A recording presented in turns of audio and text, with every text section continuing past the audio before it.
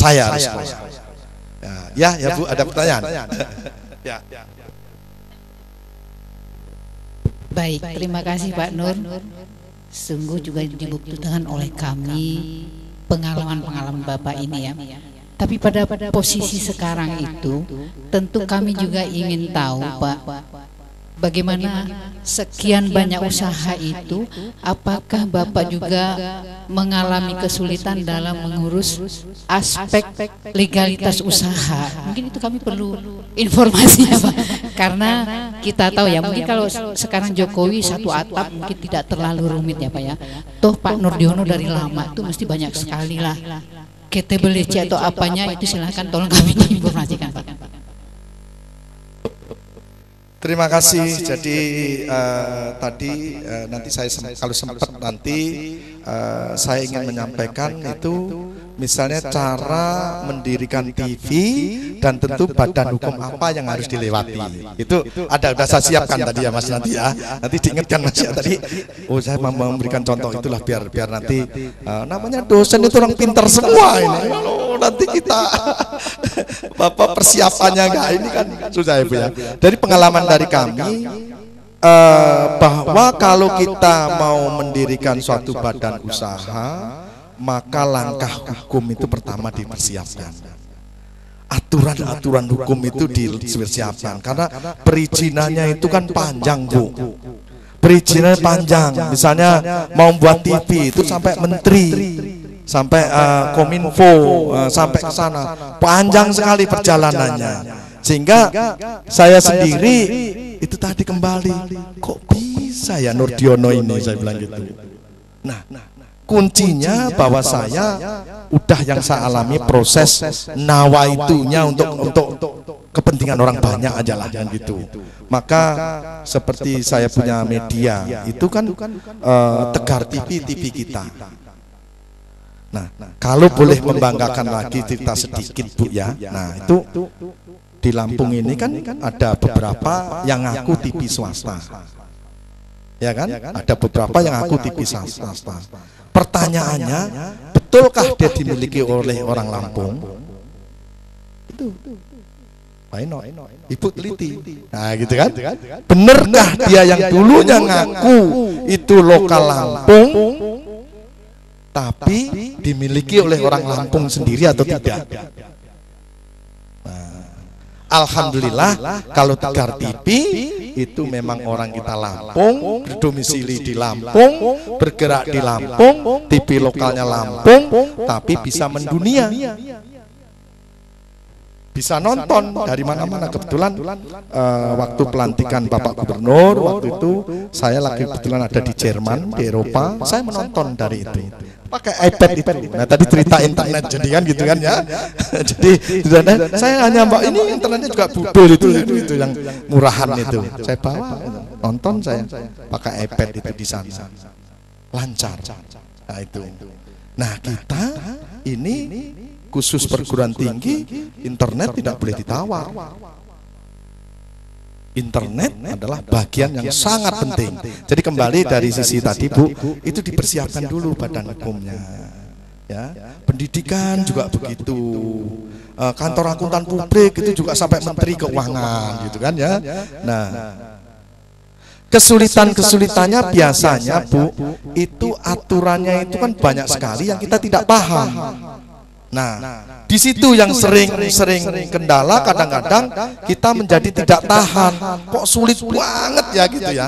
Karena memang ada yang membutuhkan suatu proses. Sebagai contoh, misalnya kalau kita mau membuat suatu sekolahan ya, sekolahan itu nanti ada permintaan siapa yang akan menyerap tenaga itu.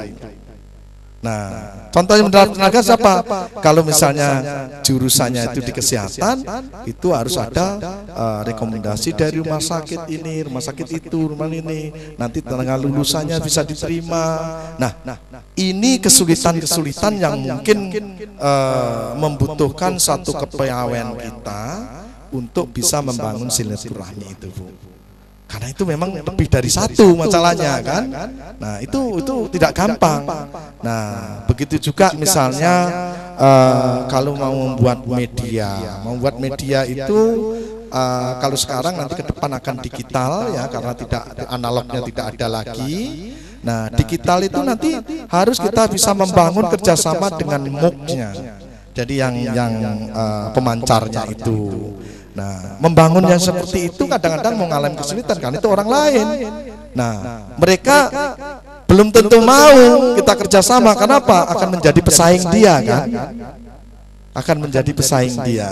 Nah, itulah membutuhkan suatu kepiawaian kita. Tapi intinya kalau berdoa untuk kepentingan kemanfaatan orang banyak, alhamdulillah, Tuhan itu maha memberi. Allah itu maha memberi. Jadi ini kalau ibu mau melihat itu sejarahnya Tegar TV, kebetulan ada di web tegartv.com, buka di sana ada sejarah. Itu proses dari awal sampai TV kita diambrukin oleh tower lain dan lain-lain. Pokoknya cerita itu tidak ini. Bayang dengan kondisi begitu kita berdiri siaran diambrukin oleh orang mendirikan TV baru, kita harus ambruk, tidak siaran, perlu biaya lagi. Nah, bahkan bukan hanya itu, akhirnya saya ngalah, harus saya pindah tempat baru yang jaraknya kurang lebih itu 1 kilo. Itu membutuhkan nanti dilihat itu apakah tempat itu layak enggak untuk didirikan pemancar, kan itu kan ada itu di GPS-nya dicek ya. Nah, itu suatu proses. Jadi kalau kita mengalami satu kesulitan, rumusnya jangan dilihat itu kesulitannya, tapi yang perlu dilihat adalah kita itu bisa bangkit enggak dari kesulitan itu ya, bisa bangkit enggak dari kesulitan itu. Nah, kalau namanya kesulitan itu boleh, tapi yang nggak boleh kita itu mengalami kesulitan yang sama. Mestinya tidak mengalami kesulitan yang sama karena itu ada pengalaman. Nah, semakin kita berkembang, kesulitan-kesulitan baru pasti dihadang oleh kita. Tapi ini mesti harus kita hadapi. Jadi nggak ada istilahnya kita kesulitan nanti wah ke depan nggak ada kesulitan, nggak mungkin. Sudah berjalan saja. Ini masalah SDM ya. Ini kita bercerita di perguruan tinggi.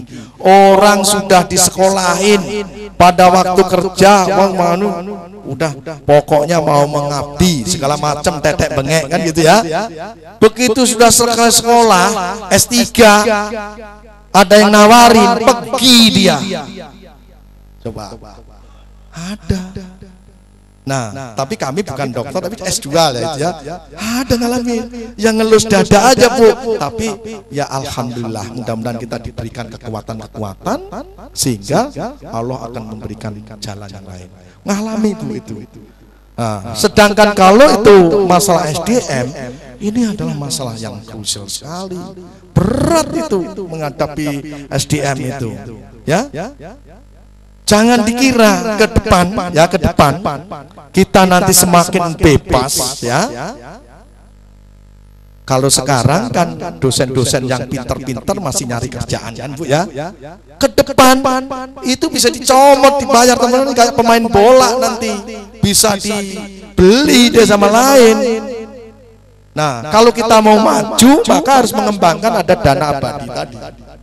Kalau tidak, dosen-dosen yang lain, wah, sangat menganga dia, mau menangkap itu, sangat mau.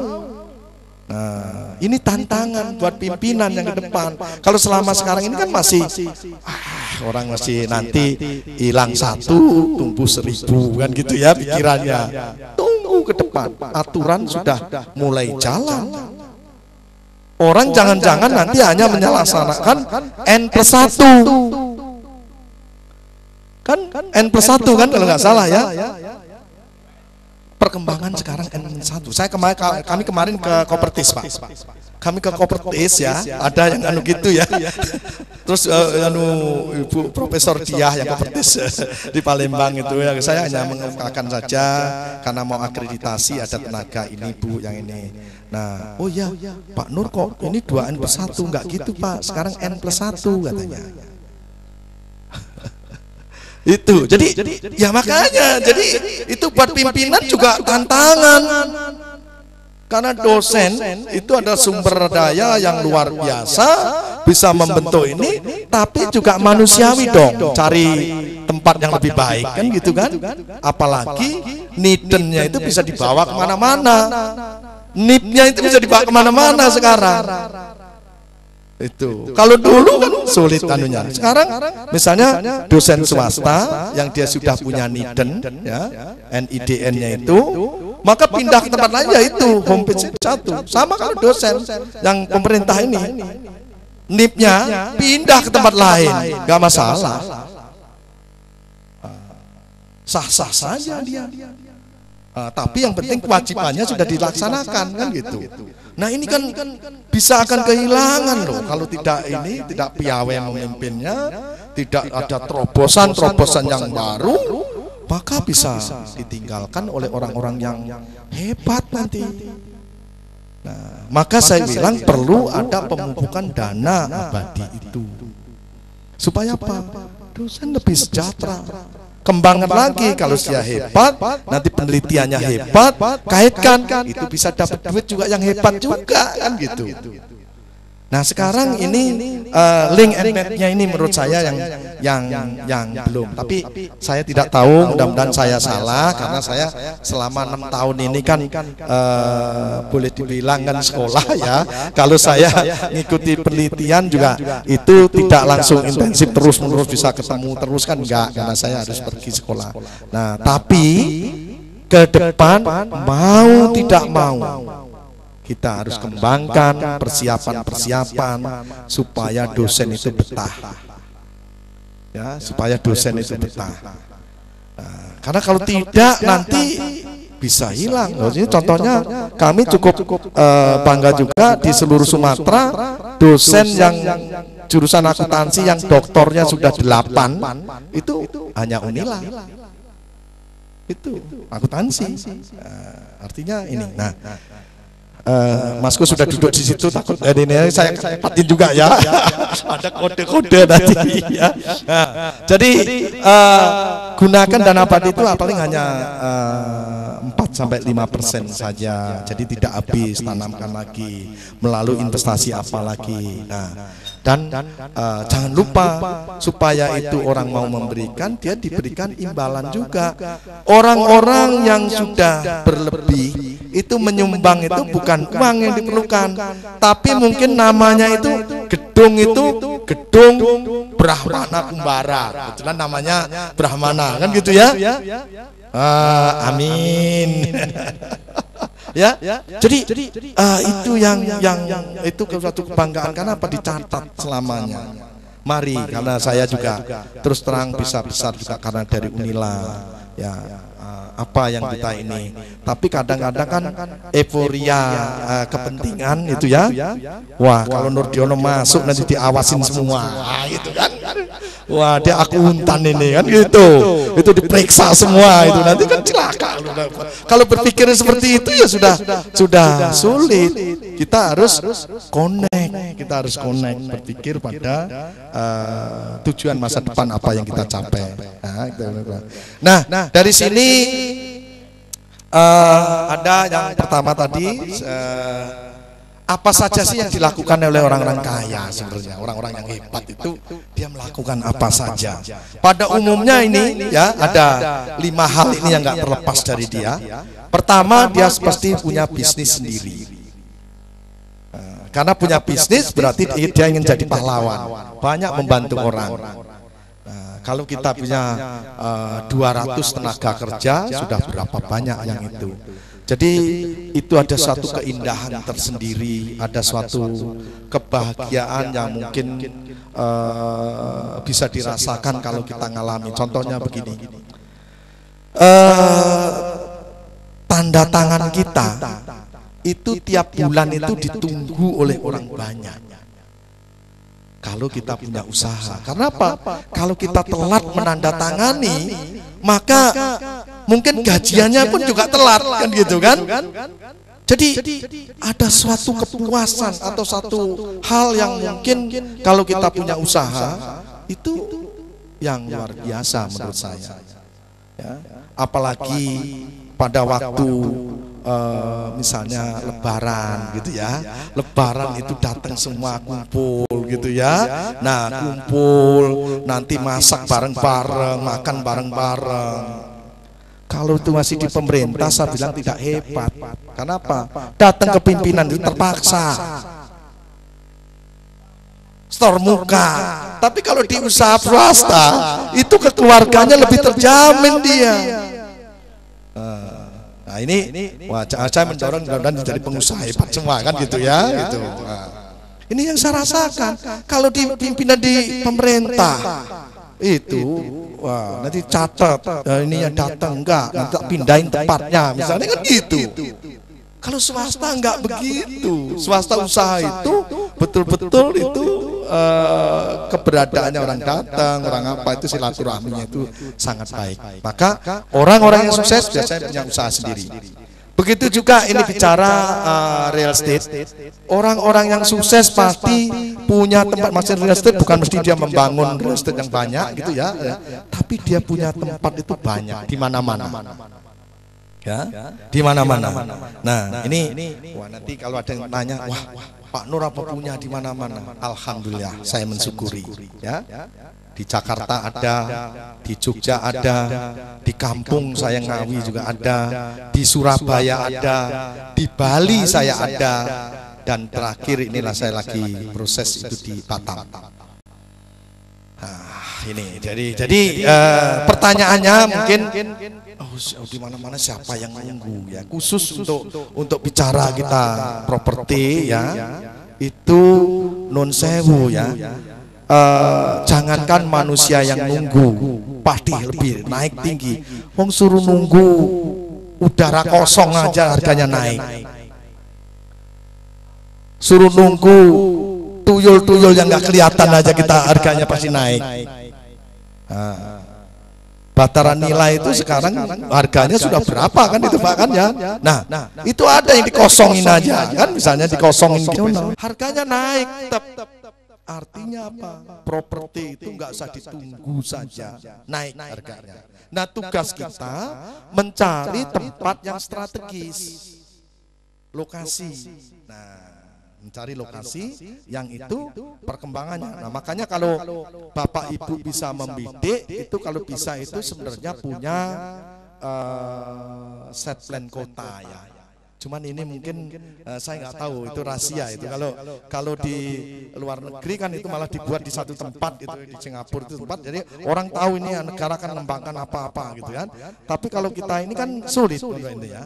Nah semakin bisa mendapatkan informasi itu, maka itu kita semakin bisa menunjang untuk kepentingan bisnis.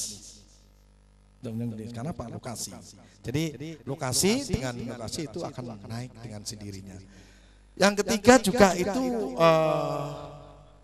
orang yang sukses biasanya tanahnya lebar. Alhamdulillah lah ya, saya juga lebar juga, badannya karena besar kan gitu ya. Nah, jadi lebar juga lah, lumayan lah kalau untuk itu. Gimana ya artinya, jadi nggak enak ya ngomongnya ini, tapi ini kepentingan investasi kan, ini kan nggak apa-apa ya. Saya investasi tanah itu utama dan besar dan hektaran, ada berapa hektar kan gitu ya. Makanya aset tadi Bapak nanya itu adalah include ya, include ya, karena kita bentuknya 100% sahamnya kita sendiri ya, pribadi. Beda kalau itu ini ya, kalau memang itu ini harus proporsional, itu dipisahkan kan gitu ya. Jadi tanah itu luar biasa perkembangannya. Saya ingat sekali di Bandar Jaya tahun 93 itu tanah harganya itu Rp3.000. Kami ada di Bandar Jaya itu sebelum SMA itu. Nah sekarang kan sudah berapa ratus ribu harganya. Itu jadi tanah itu lompatannya adalah luar biasa. Maka Bapak Ibu kalau punya tanah lebar jangan dijual. Kalau bisa kita dapat duit tapi tak dijual. Nah gimana caranya? Disekolahkan. Ya. disekolahkan. Kalau saya itu disekolahkan semua istilahnya kan. Nah, nanti dapat duit. Daripada orang itu duitnya cuma ditaruh di bank atau di bawah bantal aja, lebih baik kita disekolahkan ke sana, nanti duitnya ada kita buat untuk usaha. Karena orang yang usaha itu doanya orang banyak. Semakin banyak kita kewajiban, semakin banyak yang berdoa. Jadi semakin banyak utang, itu semakin banyak orang yang berdoa. Kalau saya kan gitu. Nah, rumusan saya begitu. Kenapa? Kita misalnya berutang untuk membangun perusahaan. Perusahaan ini kan nanti yang banknya pasti mendoakan kita juga, mudah-mudahan nasabahnya lancar, kan gitu ya. Nah terus kita dari karyawan, kalau kita utang terus itu kembangkan untuk membangun, untuk berkembang, karyawannya lebih sejahtera, maka berdoa juga dia, mudah-mudahan perusahaannya semakin berkembang terus. Jadi prinsipnya kalau hutanglah sebanyak-banyaknya, ya, tapi untuk membeli aset yang bermanfaat untuk orang lain. Maka yang suruh membayar orang lain, jangan kita. Rumusannya wah, dapat putar-putar. Hutanglah sebanyak-banyaknya untuk membeli aset. Ya, untuk membeli aset. Tapi asetnya harus digunakan oleh orang lain. Tapi milik kita. Tapi yang suruh bayar orang lain, bukan kita. Nah, contohnya misalnya Bapak Ibu utang untuk bangun rumah kos-kosan. Asetnya kan punya kita, tapi yang bayar siapa? Anak kos yang bayar. Itu yang harus dihitung bahwa apa yang kita perlakukan itu ada visibelnya, kan gitu. Nah, begitu juga misalnya kita hutang untuk membeli angkot. Nah, angkotnya punya kita, tapi yang bayar adalah penumpang. Nah, itu namanya yang hutang produktif, bukan konsumtif. Kita harus berhutang yang produktif. Dan itu bisa. Sangat bisa. Nah, khusus untuk berhutang yang punya umur ekonomisnya itu panjang, ya, panjang, ya. Jadi kalau umur ekonomis panjang yang kita beli itu asetnya itu umurnya panjang, misalnya tadi untuk rumah kan panjang nih kan, maka berhutanglah sepanjang-panjangnya, jangan pendek. Nah, selama-lamanya, kalau ada satu abad pinjamnya kan gitu. Sehingga nanti suruh bayar orang lain, orang yang menempatin itu, dan bayarannya semakin panjang adalah semakin kecil kan. Semakin kita punya kelebihan untuk kita. Jadi rumusnya itu, kalau itu asetnya dari tahun ke tahun tambah naik dan umurnya panjang, maka sumber pendanaannya harus yang berasal dari jangka panjang, bukan modal kerja. Kalau modal kerja itu hanya 3. Nah pertanyaannya nanti pasti, Pak, kalau lama kan bunganya juga banyak kan gitu. Itu orang-orang normal, orang sukses. Tadi saya bilang orang yang tidak normal. Ngitungnya gimana? Khusus untuk properti, ya properti itu semakin panjang, maka harganya semakin naik berlipat-lipat. Jadi pokok plus bunga tadi dikapitalisasi, maka tidak akan bisa melebihi daripada harga aset itu sendiri. Ya, contohnya sekarang saya membeli untuk sekolahan itu dulu tanah itu 250.000 di jalan pinggir jalan 2 jalur itu. Nah sekarang ini sudah berapa semeternya? Itu juga ngutang, sama ngutang juga gitu. Yang bayar siapa? Ya orang lain, yang anak sekolah dong bayar. Masa saya suruh bayar kan gitu. Ya. Nggih. Nah, sebentar singkat ya jadi ya. Terus beli juga ini yang liquid artinya emas, berlian dan lain-lain. Beli juga saham ya. Beli juga saham. Nah, ini tadi yang saya ini. Nah, persiapkan untuk sukses kita. Secara singkat ini Bapak Ibu harus memiliki ilmu pengetahuan, harus mulailah dari yang kecil, ya, bukan langsung besar. Juga pertaruhkanlah sedikit uang, karena orang biasanya kalau sudah bicara uang itu suka takut kan gitu ya. Terus investasi dekat dengan rumah tinggal, maksudnya rumah tinggal kita ini belum tentu itu dekat rumah yang kita tempatin, tapi dekat dengan span of control, jadi dekat dengan pengawasan kita. Jadi kita supaya untuk langkahnya itu dari awal mulailah dari yang kita bisa mengawasi. Jangan langsung itu diserahkan pada orang lain yang kita nggak tahu. Usahakan kita bisa masuk dulu awalnya. Terus juga persiapkan diri kita untuk menang. Kita berjuang untuk menang, bukan untuk kalah. Karena itu mental itu perlu disiapkan dari awal. Nah, terus juga pilihlah lingkaran Anda dengan bijaksana, karena banyak, kamu jangan ngutang banyak-banyak, nanti kamu ditaruh di anunya disita oleh bank. Nah, prinsipnya tadi yang produktif, jangan yang konsumtif, sehingga cash flow-nya harus diperhitungkan dengan matang. Semakin panjang kan bayarnya semakin kecil, maka kemampuan mereka membayar yang memakai tadi semakin tinggi. Gitu. Jadi jangan ngitung itu tahunnya, tapi lebih kepada ngitung kemampuan itu berapa. Nah, kita mau 5 tahun tapi nggak beli, tapi itu 20 tahun kebeli, milih mana? Kan gitu. Tentunya milih kalau kebeli. Terus juga di sini pilihlah orang-orang yang tadi yang mendukung kita, dan investasi adalah sebuah proses, kita terus menerus. Nah, tak lupa itu selalulah belajar terus ya. Dan yang terakhir juga itu kita harus senang-senang. Coba lihat kalau orang-orang yang sukses jalan terus dia. Nah, nggak pakai SPBD lagi. Kalau masih pakai SPBD itu belum sukses itu. But orang itu. Gitu kan gitu. Jadi jangan bangga pergi kemana-mana tapi pakai SPBD.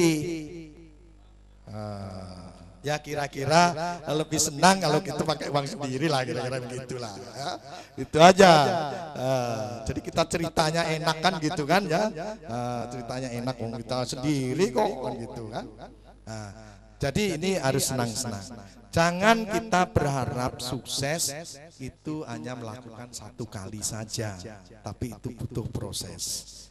Nah di sini, ini milih jenis usaha, apa yang disukai, ketahui kemampuan diri sendiri, tentukan lokasi usaha, cari usaha yang tidak memakan waktu lama, dalam arti itu menguntungkan kalau bisa, juga cari yang belum dilakukan orang lain, dan juga ini cari usaha yang memperoleh untung besar. Untung adalah bukan mesti uang, tapi bisa langsung dan tidak langsung. Keuntungan silaturahmi itu akan memberikan keuangan juga untuk kita jangka panjangnya.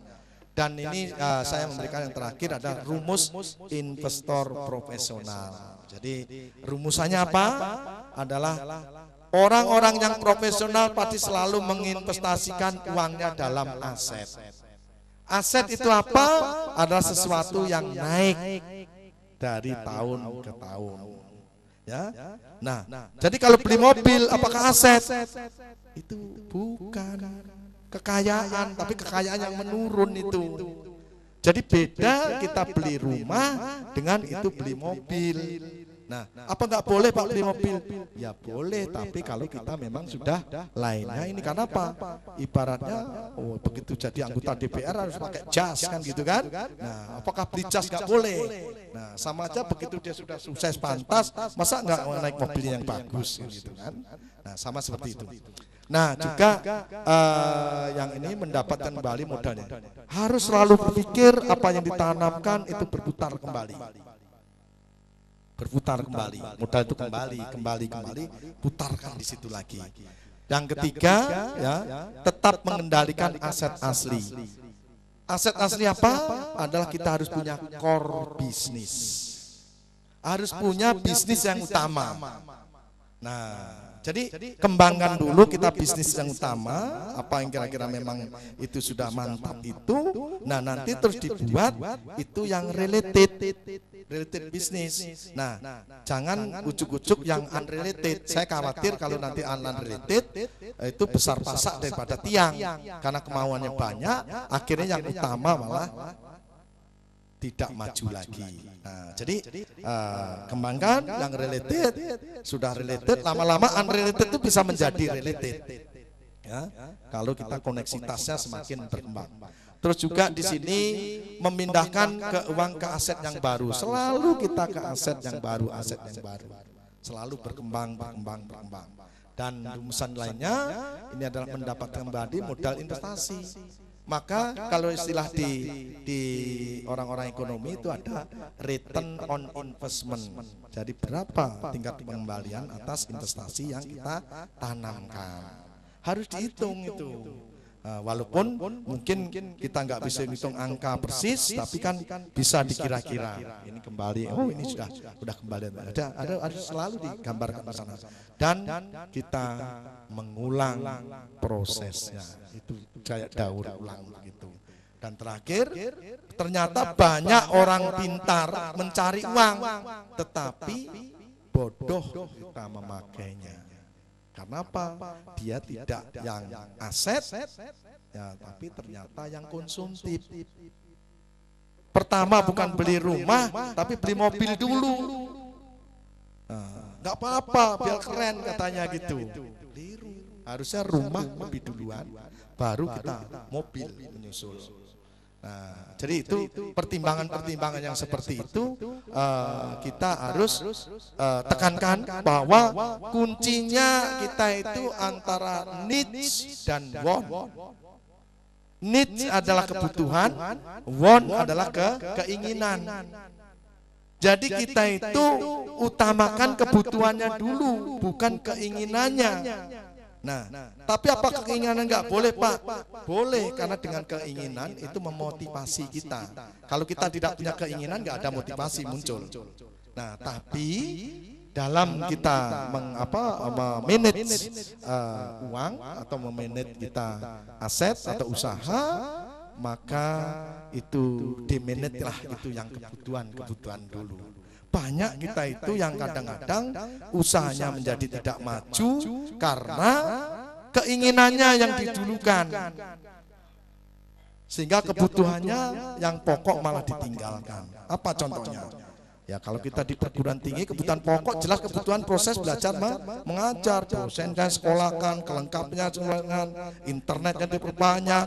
Nah, semua yang berkaitan dengan proses pembelajaran itu yang didulukan, ya. Jangan kita yang lain.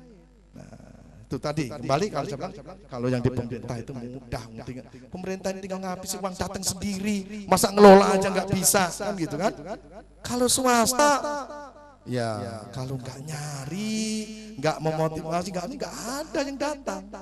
Sehingga cara berpikirnya harus zigzag tadi, tidak boleh linier. Tidak boleh linier. Karena orang yang linier itu mencapai titik tertingginya hanya satu. Orang-orang pinter biasanya dia linier. Nah, orang linier ini titik tertingginya satu. Di garis gitu, tertinggi satu.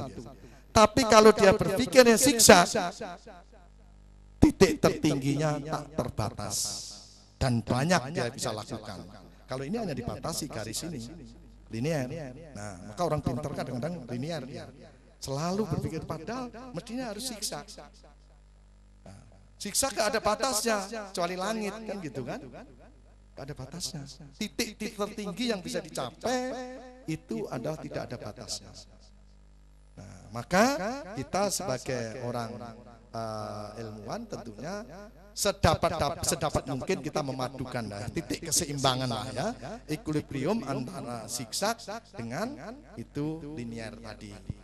Gak boleh kita berlinear aja. Kenapa? Kalau kita berpikir zigzag terus, wah nanti kita kapan kita mau ini kan melihat sesuatu yang manfaat yang lain nanti selalu mengejar itu saja, itu juga nggak baik. Tapi perpaduan antara zigzag dengan linear. Mungkin saya memberikan kesempatan untuk bertanya sepanjang waktunya diberikan oleh panitia. Mau sampai sore hari ini saya kosongkan khusus, saya mau silaturahmi dengan Bapak Ibu semua sekalian. Kenapa? Udah lama sekali nggak pernah jumpa. Tadi ini sama Pak Kesman ini udah lama betul juga dari pindah dari ekonomi, padahal sekarang baru ketemu tadi. Jadi silaturahminya sama bapak-bapak semua nggak pernah ketemu. Nah, kesempatan ini monggo kalau ada ini waktu kami kembalikan. Terima kasih Pak Nurdiono. Kita punya waktu sebetulnya jadwal sampai 10:30 Pak, karena memang pembicara berikutnya sudah menunggu. Kalaupun ada pertanyaan yang mungkin karena dibatasi oleh waktu, mungkin bisa ditulis, nanti kita akan kirimkan ke Pak Nurdiono. Dan kemudian juga mungkin paparan ini masih ada yang belum terpaparkan. Kalau ingin teman-teman ini izin juga, apakah boleh mengcopy? Ya kalau ingin ada jadi rumusan investor profesional, kalau nanti akan jadi investor, akan jadi pengusaha besar kan gitu ya. Jadi mungkin bisa mengcopy flash disknya. Sekali lagi penghargaan setinggi-tingginya buat Pak Nurdiono, kita beri aplaus buat mereka, buat beliau. Agak susah memang Bu mengundang Pak Nurdiono ini kalau tidak pas tepat banget waktunya kan gitu, maka bookingnya agak lama beliau nih. Karena teman, untungnya karena teman jadi SMS-an dulu kan gitu kan, nggak pakai surat-surat, SMS-an dulu. Alhamdulillah beliau bisa berkenan hadir, tapi memang baru secuil ilmu yang dia bagi buat kita, karena diawali dengan banyak ceritanya dulu tadi kan gitu. Tapi yakin ke depan kalau memang nanti ada kesempatan kita juga akan sharing kembali gitu, kaitannya dengan kewirausahaan. Jadi Bapak dan Ibu sekalian, materi ini cukup. Terima kasih perhatiannya, dan acara selanjutnya Bapak Ibu bisa beristirahat. Ada coffee break, boleh dibawa ke dalam sambil ngopi, karena pembicara berikutnya juga sudah menunggu. Ini seorang murid ya, murid dari mungkin salah seorang atau salah dua orang yang peserta ini, yang dulu dia jadi dosennya, sekarang muridnya jadi gurunya kan gitu. Ya itulah namanya usaha. Jadi terima kasih Pak Nurdiono. Billahi taufiq wal hidayah. Wassalamualaikum warahmatullahi wabarakatuh.